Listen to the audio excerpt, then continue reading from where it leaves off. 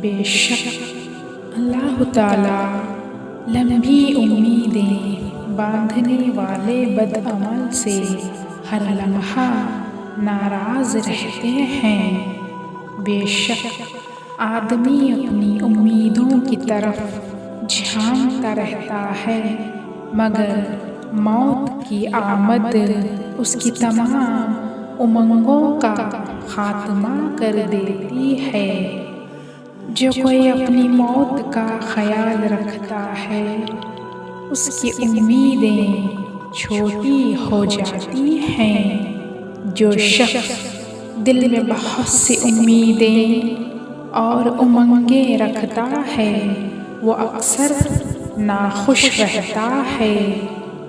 جو شخص کسی چیز سے نا امید ہو جاتا ہے وہ اس کا خیال چھوڑ دیتا ہے۔